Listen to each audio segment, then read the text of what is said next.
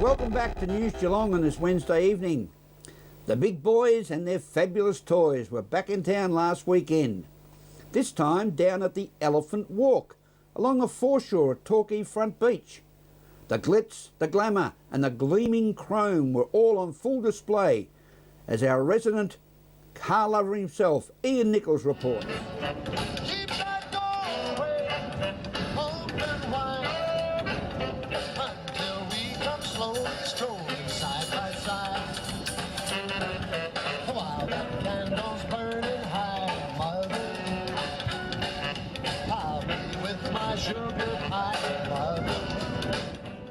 Another weekend on the Surf Coast, and it's show and shine time again. Last week it was Queenscliff, this week it's Torquay, and this is a caddy Fleetwood. What a magnificent show and shine example this is. We'll take some shots inside. You're going to be very surprised at what's there. We're also talking with the event director, Rob Harris, and taking a look at more magnificent vehicles. Well, the Torquay Motor Show has had an interesting history. It's been washed out 3 times when it was held in November, and now today in February, Rob Harris, you've got a wild, windy and very warm day.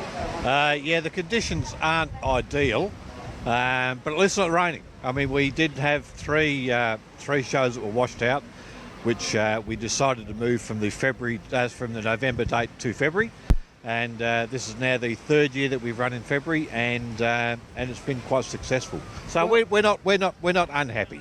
No, of course not. You've still got a very good turnout today, and more importantly, some incredible vehicles at this show and shine.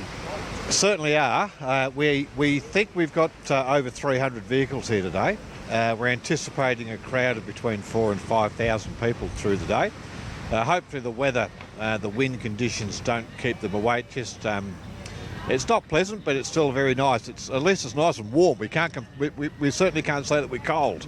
That's exactly right. And the Rotary Club does a great job all year, but this is your major fundraiser, isn't it? Look, it's developing that way. It initially wasn't, and it's taken a fair bit to get this event to the stage where we can start to attract sponsorship and generate some money to go back into the community. But I think it's important to recognise that all of the funds that are raised today, whether they come from competitor entry fees, whether they come from people paying at the gate, which is just $5 for an adult to get in, or whether it comes from vendor site fees, 100% of that money does go into either local, international or national projects. It's something that we pride ourselves on as an organisation, is that all of the money will go back into the community.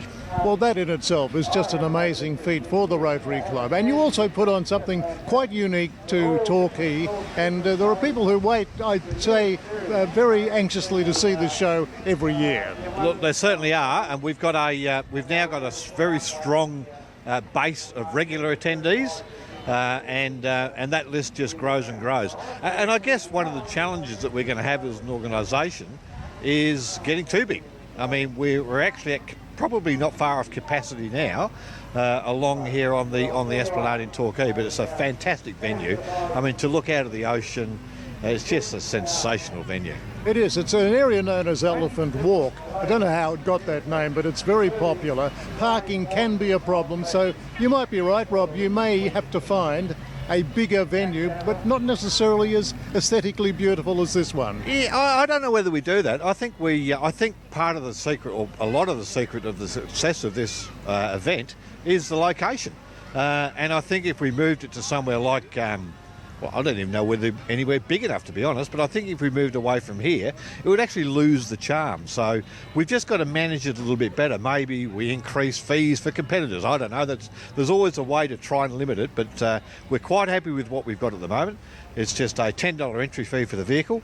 Why is it called Elephant Walk? Because elephants used to walk here, apparently. Well, I can't believe it.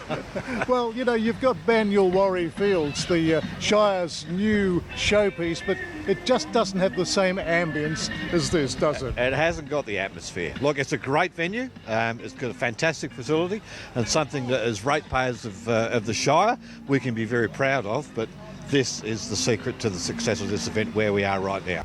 Well, once again, we've been able to see the old and the new, something borrowed, something blue, at a fantastic Torquay Motor Show for 2014.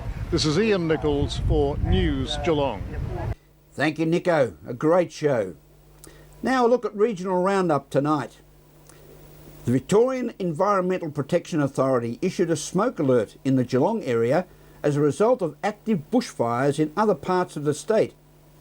The low-level alert meant that residents could see ongoing smoke impacting the region with reduced visibility, and people with asthma advised to follow their asthma management plan.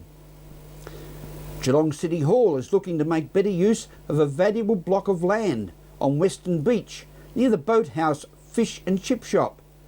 The former Western Beach boatyard has stood idle for years despite its excellent site.